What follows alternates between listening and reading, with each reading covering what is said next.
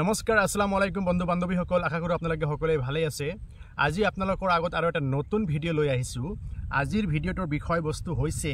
আপোনালোকে জানে যে পঞ্চায়ত নিৰ্বাচন অনুষ্ঠিত হোৱাৰ কথা আছিল কিন্তু কি খেলিমেলিৰ কাৰণে পঞ্চায়ত নিৰ্বাচন স্থগিত হ'ব লগা হল এই কথাখিনি অৱগত কৰিবৰ কাৰণে এই ভিডিঅ'টো বনাইছো আশা কৰিছো ভিডিঅ'টো আপোনালোকে প্ৰথমৰ পৰা শেষলৈকে চাব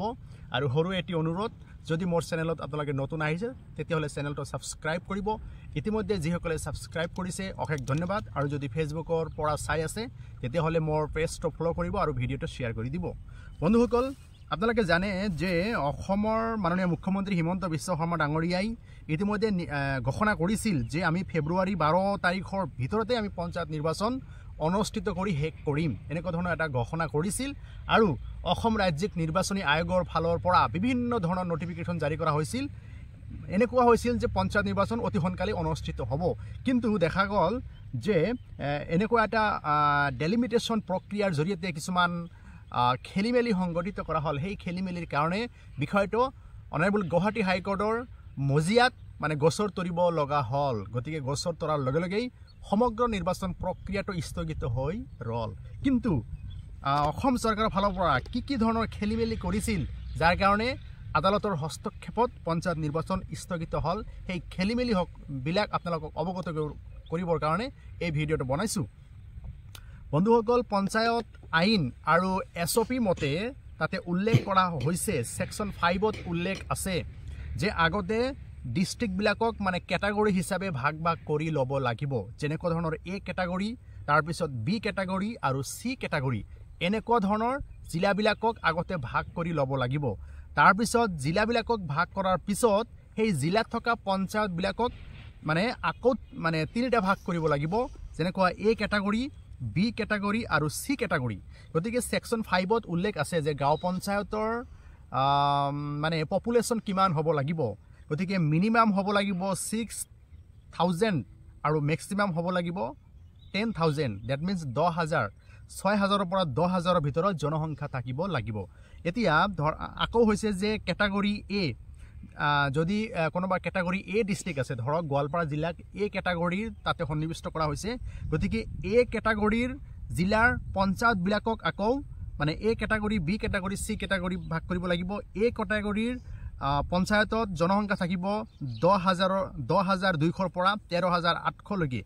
বি ক্যাটাগৰী পঞ্চায়তত থাকিব লাগিব 8500 পৰা 11500 লৈকে সি ক্যাটাগৰী পঞ্চায়তত থাকিব লাগিব 6000 পৰা 9200 লৈকে এইখিনি আছিল পঞ্চায়ত আইন আৰু এছঅপিৰ এটা কি নিয়ম কিন্তু দেখা গ'ল যে অসম চৰকাৰে এই প্ৰক্ৰিয়াটো হিয়তে মানা নাই পঞ্চায়ত আইন হিয়তে ভায়োলেট কৰিছে এছঅপি ভায়োলেট কৰিছে আৰু এছঅপি ভায়োলেট কৰি পঞ্চায়ত আইন ভায়োলেট কৰি কিছুমানত দেখা গৈছে 12 পৰা 13000 লৈকে পপুলেশন দি গঠন কৰিছে গতিকে এই যে এটা পপুলেশনৰ যে এটা সময়সীমা থাকিব লাগিব সেই সময়সীমাখিনি অসম চৰকাৰে মানা নাই যাৰ কাৰণে এটা খেলিমেলিৰ সৃষ্টি হৈছে তাৰ পিছত হৈছে ধৰ্মীয় মেৰুকৰণ বিজেপি চৰকাৰে ধৰ্মীয় মেৰুকৰণ কৰি পঞ্চায়তৰ সীমা নিৰ্ধাৰণ কৰিছে দেখা গৈছে যে কিছুমান মুছলিম কনস্টিটুৱেন্সি আছে সেইবিলাকত 17000 পপুলেশন ইনক্লুড কৰিছে আৰু কিছুমান হিন্দু কনস্টিটুৱেন্সি আছে সেইবিলাকত 6000 দিছে কিছুমানত 5000 দিছে কিছুমানত 3000 দিছে গতিকে দেখা গৈছে যে পঞ্চায়তৰ যেটো জনসংখ্যাৰ গাঁথনি মিনিমাম আৰু ম্যাক্সিমাম থাকিব লাগে এই বিষয়খিনি অসম চৰকাৰে মানি লোৱা নাই আৰু ইয়াত খেলিমেলি কৰিছে অকল ধৰ্মীয় মেৰুকৰণৰ কাৰণে আৰু কিছুমান ওয়াৰ্ডত দেখা গৈছে যে 21000 পপুলেশন হৈছে কিন্তু আসলতে এজ পাৰ ল মতে এজ পাৰ ৰুল মতে যেহেতু পঞ্চায়ত এখনত 10টা ওয়ার্ড মেম্বার থাকে গতিকে 10টা ওয়ার্ড মেম্বারক যদি আমি 10টা ভাগত ভাগ কৰো তেতিয়াহলে 1000 কৈ জনসংখ্যা থাকিব লাগে কিন্তু দেখা গৈছে যে কিছুমান ওয়ার্ডত 21000 জনসংখ্যা তাতে সমাই গৈছে গতিকে এনেকুৱা ধৰণৰ বৃহৎ পৰিমাণৰ খেলিমেলি কৰিছে তাৰ পিছত আৰু এনেকুৱা ধৰণৰ খেলিমেলি কৰিছে যেনেকুৱা হাজবেণ্ডৰ নাম এটা ওয়াৰ্ডত আছে তাৰ পিছত ওয়াইফৰ নামটো বেলেগ এটা ওয়াৰ্ডত গুছি গৈছে আৰু কিছুমান চিলড্ৰেন লৰা ছোৱালী বিলাকৰ নাম অইন এটা ওয়াৰ্ডত গুছি গৈছে উত্তৰ কৰিমগঞ্জৰ ভোটাৰক দক্ষিণ কৰিমগঞ্জত অন্তৰ্ভুক্তি কৰিছে গতিকে এনেকুৱা ধৰণৰ বৃহৎ পৰিমাণৰ খেলিমেলি হোৱাৰ ফলত বিষয়টো ন্যায়ালয়ৰ হস্তক্ষেপত পৰিব লগা হল আৰু ভুক্তভোগীৰ পৰিয়ালে ভুক্তভোগীসকলে অনাৰেবল গুৱাহাটী হাইকোৰ্টত গোচৰ দাখিল কৰিলে তাৰ পিছত দেখা গৈছে অসমৰ বিভিন্ন জিলাৰ পৰা অনাৰেবল গুৱাহাটী হাইকোৰ্টত এই পঞ্চায়ত নিৰ্বাচনৰ আৰু ডেলিমিটেশ্যনক লৈ গোচৰ দাখিল কৰিছে, যেনেকুৱা হাইলাকান্দি জিলাৰ পৰা কৰিছে, কাছাৰ জিলাৰ পৰা, কৰিমগঞ্জ, নগাঁও, মৰিগাঁও, কামৰূপ, লখিমপুৰ, দৰং, ধুবুৰী জিলাৰ পৰা বিভিন্ন ধৰণৰ খেলি মেলি হোৱাৰ অভিযোগ উত্থাপন কৰি অনাৰেবল গুৱাহাটী হাইকোৰ্টত গোচৰ দাখিল কৰিছে। তাৰপিছত এনেকুৱা ধৰণৰ গোচৰ দাখিল কৰাৰ পিছত অনাৰেবল গুৱাহাটী হাইকোৰ্টে গোচৰটোৰ দীৰ্ঘ শুনানিৰ অন্তত যোৱা 10 জানুৱাৰী তাৰিখে গোচৰৰ ৰায়দান দিয়াৰ কথা আছিল, কিন্তু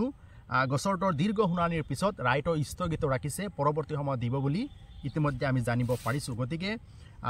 কিমান দিন পিছত নিৰ্বাচন অনুষ্ঠিত হ'ব এনেকুৱা ধৰণৰ খেলি মেলি হোৱাৰ ফলত ইতিমধ্যে দেখা গৈছে যে 42খন ৰিট পেটিশ্যন দাখিল কৰা হৈছে এই ডেলিমিটেশ্যন আৰু পঞ্চায়ত নিৰ্বাচনক খেলি মেলি সংক্ৰান্তত। গতিকে এজ পাৰ ৰুল মতে, এজ পাৰ পঞ্চায়ত এক্ট মতে পঞ্চায়ত কাৰ্যকাল শেষ হোৱাৰ 6 মাহ আগতেই পঞ্চায়ত নিৰ্বাচন অনুষ্ঠিত কৰিব লাগে, কিন্তু দেখা গৈছে যে বিগত এবছৰ ধৰি পঞ্চায়তৰ কাৰ্যকাল শেষ হৈ গৈছে। অসমৰ মাননীয় মুখ্যমন্ত্ৰী হিমন্ত বিশ্ব শৰ্মা ডাঙৰীয়াই বা অসম চৰকাৰে অসমত এতিয়ালৈকে পঞ্চায়ত নিৰ্বাচন অনুষ্ঠিত কৰিব পৰা নাই, এনেকুৱা ধৰণৰ খেলি মেলি হোৱাৰ ফলত। গতিকে চৰকাৰৰ SOP, চৰকাৰৰ আইন চৰকাৰে নিজেই ভংগ কৰিছে। গতিকে এনেকুৱা ধৰণৰ খেলি মেলিৰ ফলত দেখা গৈছে যে পঞ্চায়ত নিৰ্বাচন কেতিয়া অনুষ্ঠিত হ'ব এতিয়ালৈকে সঠিককৈ কোৱা টান, আৰু বিষয়টো ন্যায়ালয়ৰ গোচৰাধীন। গতিকে ন্যায়ালয়ে এই বস্তুখিনি পুংখানুপুংখভাৱে বিচাৰ বিবেচনা কৰি 42খন গোচৰ ৰুজু হৈছে। গতিকে এই গোচৰবিলাকৰ তন্নকৈ পৰীক্ষণ কৰি আৰু কেনেকুৱা ধৰণৰ ল ভায়োলেট কৰিছে, SOP ভায়োলেট কৰিছে, এইখিনি কৰাৰ পিছতহে কেতিয়া নিৰ্বাচন অনুষ্ঠিত হ'ব এতিয়ালৈকে কোৱা নাযায়। গতিকে আপোনালোকক এটা আইডিয়া দিলোঁ কি খেলি মেলিৰ বাবে অসমত পঞ্চায়ত নিৰ্বাচন স্থগিত হ'ব লগা হ'ল, সেয়া আপোনালোকক জনাবৰ কাৰণে ভিডিঅ'টো বনালোঁ। যদি আপোনালোকৰ ভাল লাগে লাইক, কমেণ্ট আৰু শ্বেয়াৰ কৰিব। ধন্যবাদ। Have a nice day.